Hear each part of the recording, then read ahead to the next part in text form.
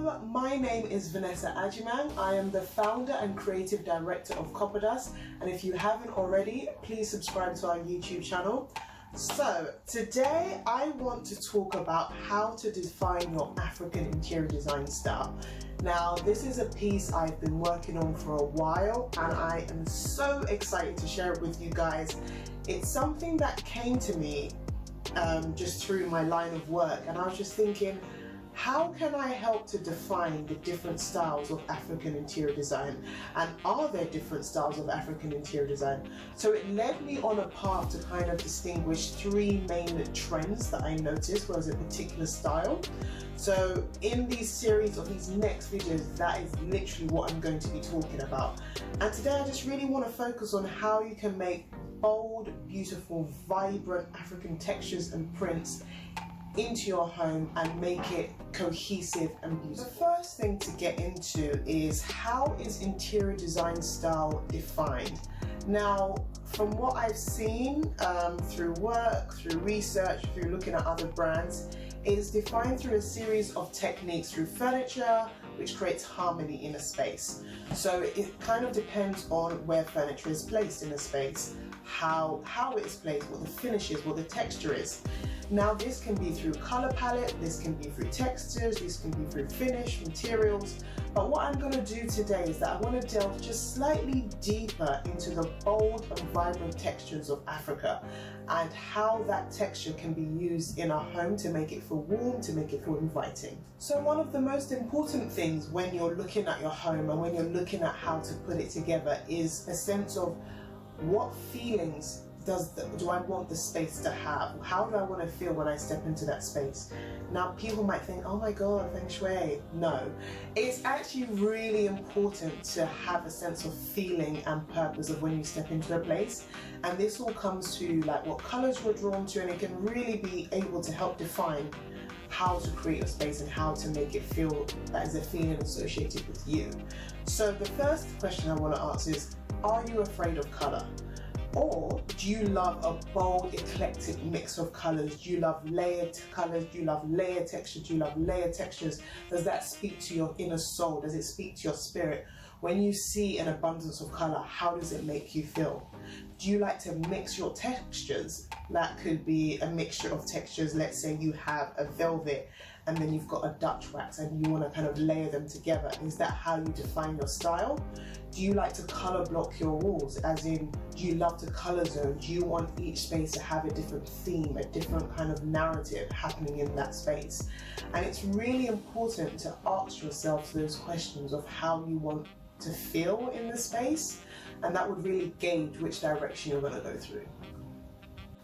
Okay, so now you've got the feeling, you've got your style defined, and now you're thinking, okay, how do I bring all of this together? So I'm going to start off with a couple of pieces that would really kind of define your space, whether it be the living room, the bedroom. Just think of these items as your anchor items and your guidance to create the color palette that you desire.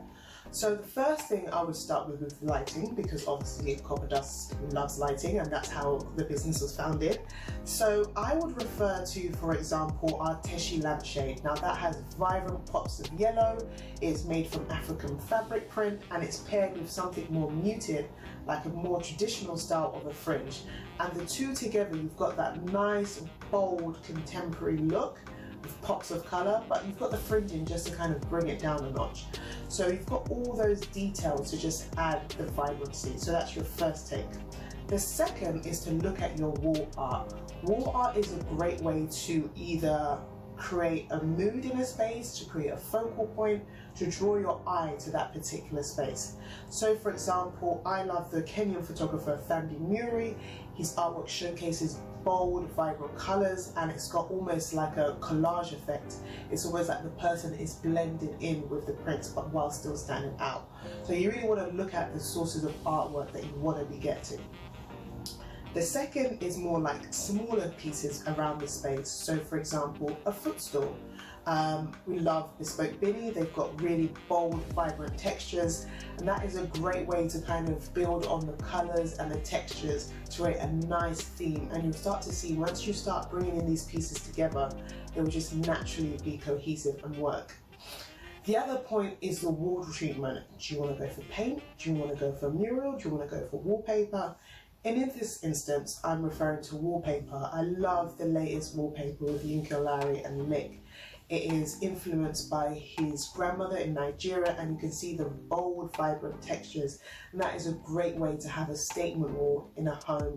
It's a great way to introduce color. It's really energized, and it's just so nice to have that joyfulness spread throughout your home. So those are some great pointers to start with. Following on from that, then you can start looking at furnishing. So the softer furnishings, for example, cushions. You can go for something that's bold with a pop of colour, gives that sense of eclecticism, and then just look at the details of the trimming. Has it got coloured piping? Has it got a different material? I love the cushions from Paboy, which uses these bold, vibrant colours, and it has these frills around in a different kind of complementary colour, or a colour that you wouldn't usually think of. Is a great way to introduce that into your home. And then you want to start looking at your sofa. Now with the sofa, do you want to go bold or do you want it to have it muted? I love sofas from the Albany Park, which is inspired by Nigerian ancestry. So you will begin to see there is a theme running through. There's a common thread that is bringing all these different pieces together. And then you've got even sort of basketware where you can use it for plants, you can use it for books, you can just use it for decor purposes. And woven baskets, for example, from the Kenyan Craft Company come in a beautiful range of colours. And you can just take a colour, for example, from the sofa, from the cushion, and get your baskets to match the other pieces. So what you'll begin to find is that there's a nice cohesion and the colours and the textures are all coming together. Probably thinking, okay, she said lighting, she said cushions. How do I bring all of this together? There's a lot of colours going on. How do I make it feel like it belongs to each other? So my first point of call is always to look at the colour palette. I always say, pick out a few colours that you're really drawn to, pick out colours that you love, place them together, have a look, does it work? And that's the first point you want to start, because that would represent the rest of the design in the house. And then are the colours complementary? Do they conflict? You really want to choose like your base, your anchor colour that holds all the different colours together. And then maybe from that colour, you might want to choose maybe 2 or 3 other colours that are complementary to that. So for example, to give you an example, you could go for energized orange as your base colour, and then you could pair that with like a muted mustard or a darker blue or even a fuchsia pink. And that is just different ways that you can look at bringing colour. Once you've got your colour palette sorted, what you'll find will be much easier to shop for the items that you want, or much easier to bring those items together. And you want to be able to bring them together through soft furnishings and textures, because that's how the room is developed and that's how it comes alive in the space. So in here, I've included some colour palettes that I think would work really well for a bold, vibrant, energized interior. I've given some examples just to get your creative juices flowing, to give you an idea. So when you see it, you're like, that's my colour palette, that's what I want. And through that, you'll be able to piece different items together.